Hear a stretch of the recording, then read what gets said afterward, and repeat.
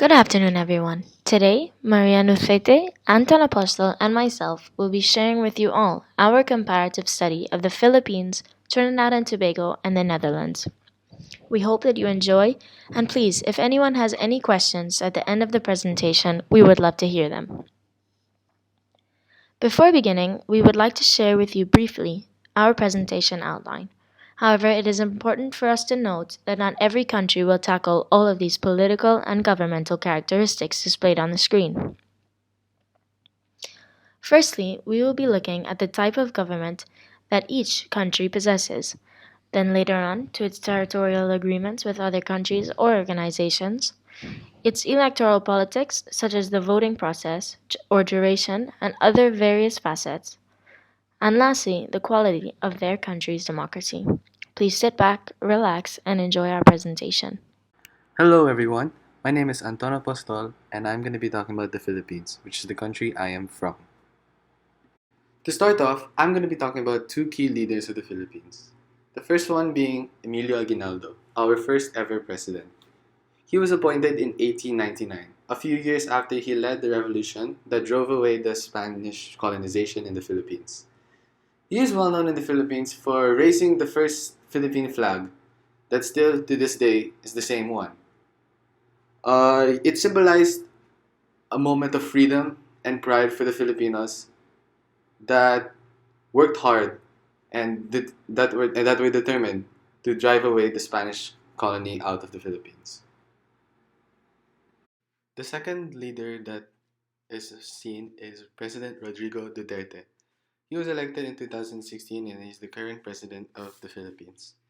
He is known to be a populist and a nationalist, and his teachings and his leadership has brought a lot of new life to the Philippines and changed probably a whole new perspective of how he sees the world. So moving on to the type of government that the Philippines is, it is a republic form of government. It is which in a state is ruled by representatives of the citizen body. Modern republics are founded on the idea that sovereignty rests with the people, though who is included and excluded from the category of the people has varied across history. It is a presidential system. It is a form of government in which the president is the chief executive and it is elected directly by the people. In this system, all three branches, executive, legislative, and judiciary, are constitutionally independent of each other, and no branch can dismiss or dissolve any other. The president is responsible for enforcing laws, the legislature for making them, and the courts for judging. Each is given specific powers to check and balance on others.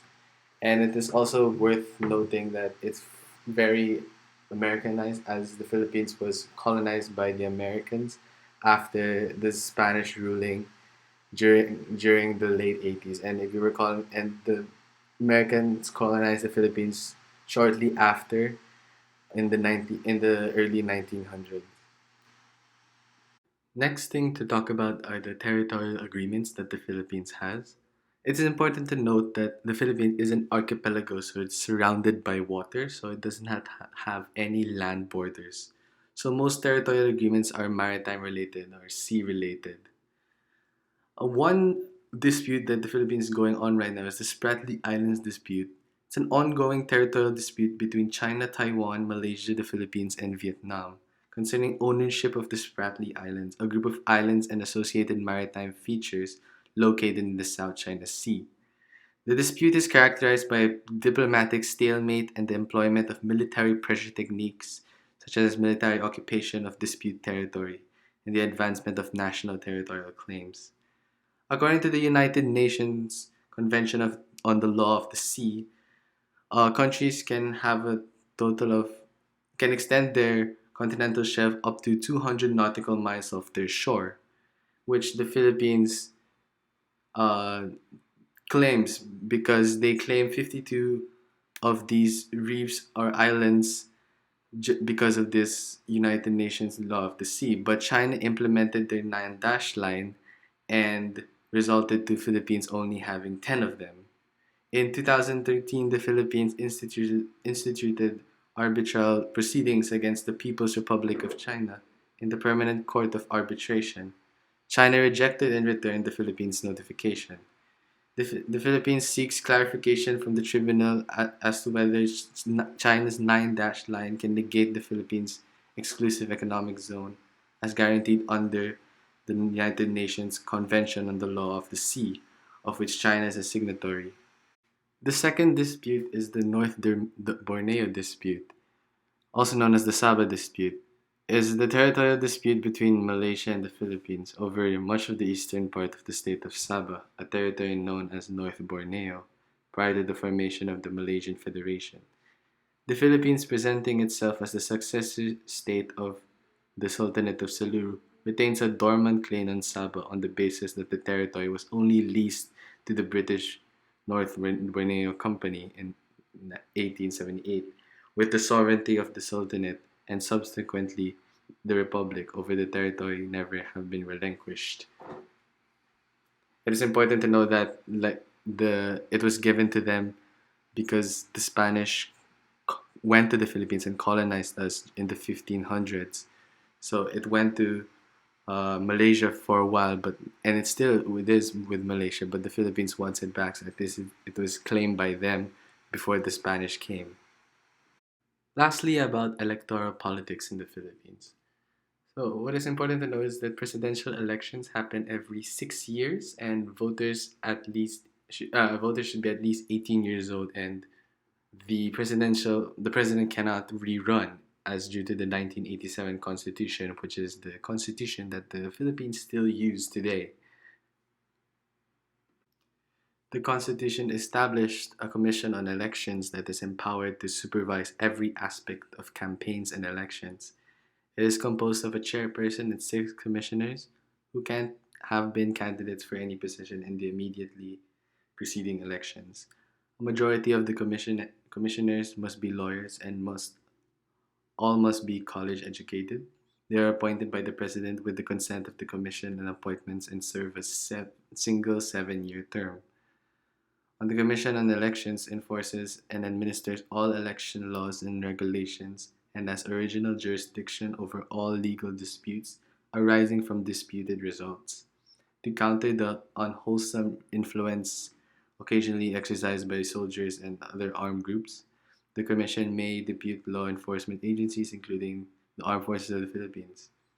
In dire situations, the Commission can take entire municipalities and provinces under its control or new elections. And this is also important to know that other elections, like the Senate and House of Representatives, happen every 3 years and mostly appointed by the president. And with that, like these elections are held not just for national leadership but also representation at the provincial and local levels, so that because there's a lot of poverty and there's a lot of poor people in the Philippines, and it is important to understand that these people have need to have a voice as well, especially when it comes to choosing their leaders in the country. So that's why we as a nation we decided to choose the democratic form of government like a republic and a presidential system who does electoral politics like this so that people have a voice as well. And that is all about the Philippines. And now I'll leave it up to Isabel Marie, who's going to talk about her country, Trinidad and Tobago. Hello again, everyone. Today I will be looking at my own country's politics, Trinidad and Tobago. Trinidad, just so that you guys can have an idea, is located at the southernmost tip of the Caribbean islands, and it is the wealthiest Caribbean island, and this is due to its grand natural oil reserve. And this plays quite an important role in the way that our government governs the country. So let us begin with the type of government that Trinidad has. We are a parliamentary democracy, and that can be described as, well, a parliamentary system that has a democratic form of government in which the party with the greatest representation in the parliament forms the government, and its leader becomes the prime minister or, in some cases, the chancellor. In the case of Trinidad, our head of government is Prime Minister Keith Rowley, who was elected in 2015 and is now up for re-elections this year. As later on, when we discuss the electoral policies of the country, we will see that the duration of the term is 5 years. However, we also do have a president, and her name is Paula May Week. However, as she is named the chief of state of the country, she can be described more as a figurehead rather than a key governmental player. Moving on from the type of government that Trinidad has, although not formally described as a territorial agreement, but rather an organization, we will now be looking at the Caribbean community. And the Caribbean community, or more casually known as CARICOM, is one of Trinidad's most important assets. The Caribbean Community is an organization that was founded by Barbados, Jamaica, Guyana, and Trinidad and Tobago on August the 1st, 1973. And their headquarters is actually in Trinidad on our western coast. And it was founded to promote economic integration and cooperation, much like other organizations that are very similar. To make a comparison, obviously on a much smaller scale. However, CARICOM can be related to that of the EU and other regional organizations that are set out to achieve certain economic goals and social well-being. The organization now currently consists of 15 Caribbean nations and also dependencies. However, in addition to the community's full members, which are said 15, there are 5 associate members and 7 observers. The 5 associate members are Anguilla, Bermuda, the British Virgin Islands, the Cayman Islands, and Turks and Caicos. Trinidad gained independence. This is, sorry, just a side note that Trinidad gained independence from the British in 1962. So yes, and the obviously the associate members, their role, being British overseas territories, is not fully established yet, as they haven't gained full independence, like Trinidad has, Guyana has, Jamaica has, and so on and so forth. While the observer states engage in at least one of CARICOM's technical committees. And this is very important for Trinidad, especially because with the oil reserve that I had mentioned previously, this allows, well, the economic flow through the Caribbeans to be facilitated. And for all of the other countries, with Trinidad being the richest in the Caribbean, well, it helps them. It helps them quite a bit having Trinidad in the community. Moving on now from the Caribbean community, we will be looking at formal territorial agreements. I have separated them into colors, and you guys will see why right now. So the first agreement that Trinidad saw was a few years after we gained independence, and these in black are UN agreements. So we have the Territorial Sea Act, the Continental Shelf Act, which they were done in the same year. And then almost 20 years later, the Continental Shelf Act was re-amended. And then later on in 1988, the Archipelagic Baselines of Trinidad and Tobago. Right, so here in red, we have agreements that are done or were done, performed between the government of Trinidad and Tobago and the government of the Republic of Venezuela on both of them in 1989 and 1991 on the delimitation of marine and submarine areas. Venezuela is one of Trinidad's largest trading partners, if not the largest, and this is due to the relationship that they have based on the oil and gas industry. Venezuela is one of the wealthiest countries when it comes to the oil and gas reserve that they have, as well as for Trinidad's size. As I said before, we are very lucky to have the industry that we have for such a small country with a population of only 1.3 million people, which is obviously not the case with Venezuela, as they have a very large population. But between these two very oil-rich countries, this makes room for endless trade. Then later on, in 2004, We have another UN agreement that was the geographical coordinates of points used for determining, again, the archipelagic baselines of Trinidad and Tobago. And lastly, as we can see, in 2006, we have in blue, and that is because it was an agreement done between the government of Trinidad and the government of Barbados. And even though Barbados is a part of the Caribbean community, this agreement on the tribunal constituted pursuant to Article 287 of the United Nations Convention on the Law of the Sea was just done between Barbados and Trinidad.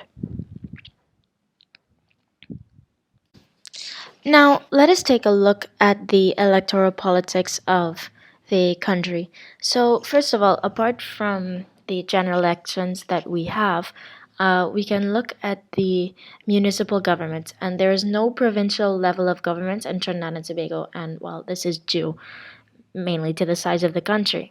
It's very small. Instead, there are 14 municipal corporations that form the local administration, and these municipal corporations each have an elected council made up of councillors and aldermen. Councillors are directly elected by voters and local government elections, while aldermen are elected by said councillors. So, term duration in general across the country is 5 years. The Prime Minister, Senate, and House of Representatives, a maximum of 5 years. As we said earlier with the Prime Minister Keith Rowley, his time is now coming up in 2020 as he was elected in 2015. And this is years from the formation of the government, while the aldermen and councillors have a duration of 3 years. Uh, as we can see on the right is a little graph of the election polls as they stand right now.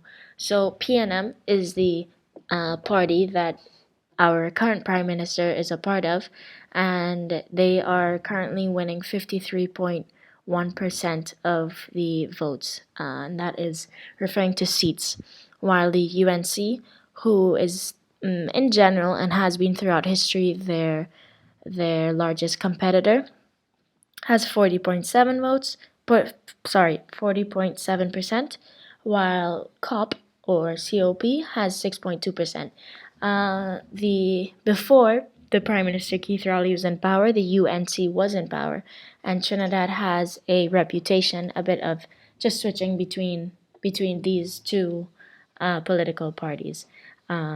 Normally, our so well when I say normally, I mean history has shown that most of the presidents do run a double term, a back to back term, meaning they are reelected. However, later on, obviously, in this example, it seems as though Rowley will be reelected, and then after his term, the UNC will come in and probably stay in for 10 years, and then later on, we will switch back to PNM again.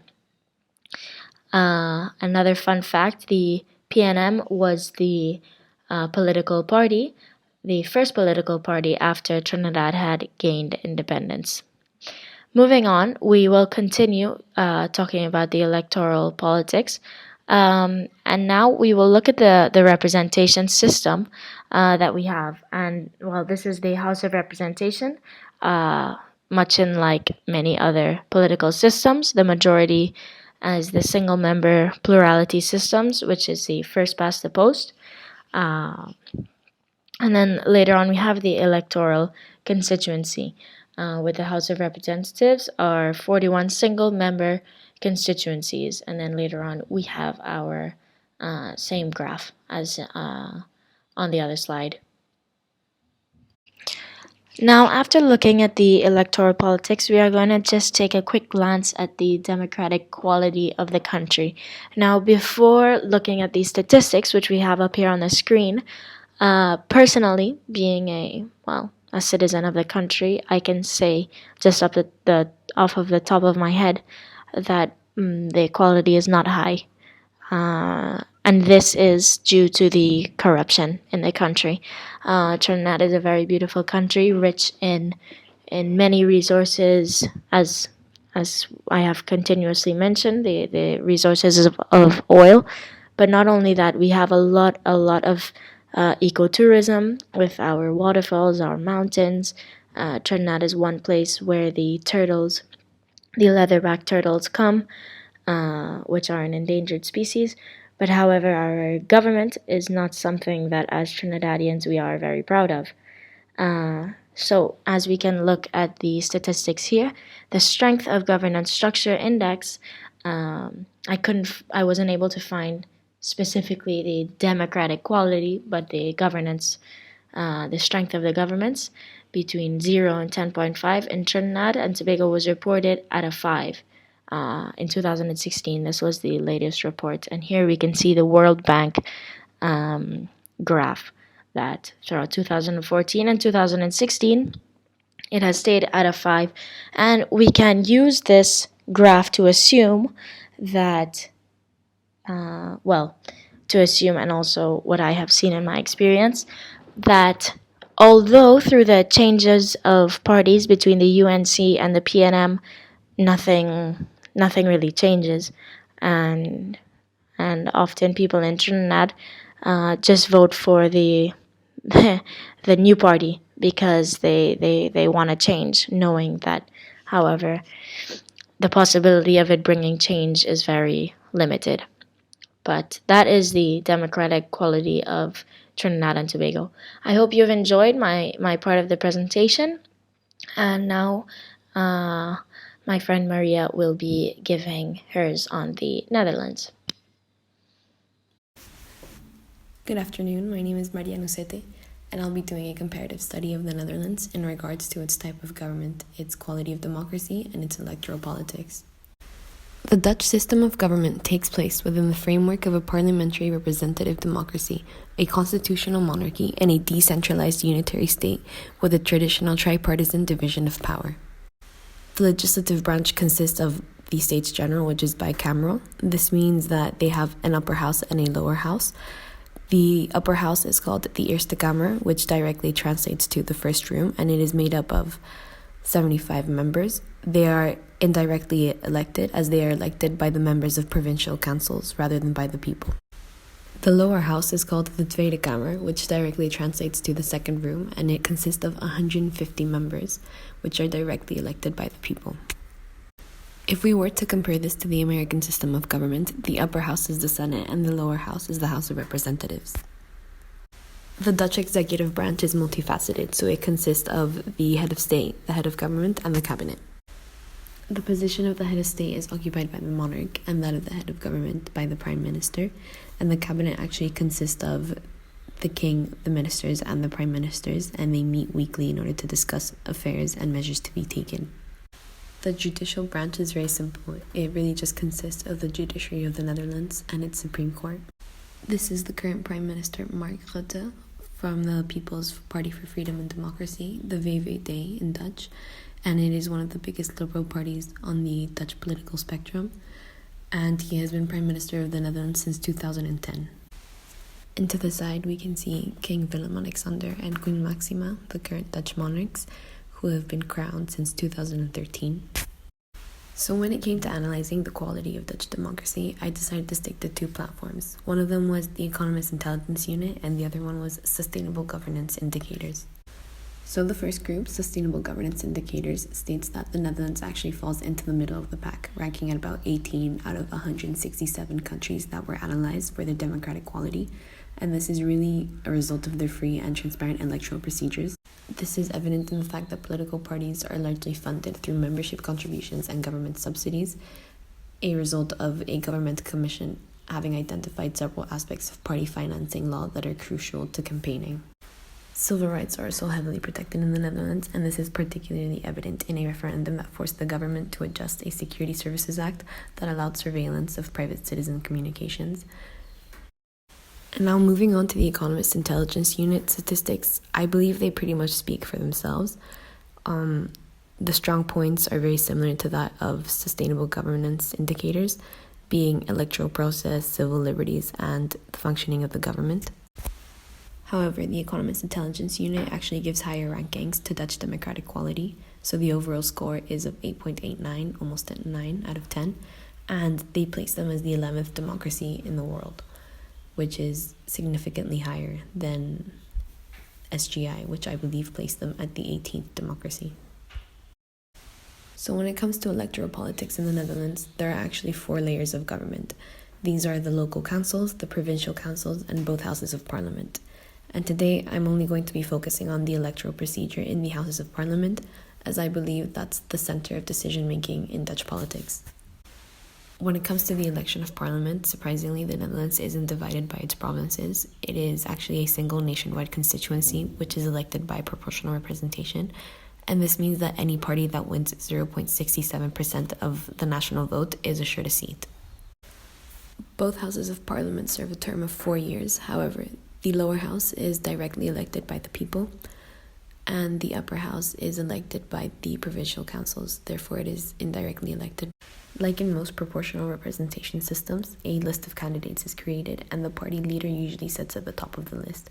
However, in the Netherlands, the last name on the list is usually the name of a celebrity or a well-known face who is willing to show their support for the party. Although dozens of parties may appear on the ballot paper, only those beating the electoral quota will end up with an MP. This is calculated by dividing the overall number of votes cast by 150. And the important thing about water board elections is that they're not exclusively for Dutch citizens, so as long as you are over the age of 18 and a legal resident in the Netherlands, you also get to participate in the water board elections.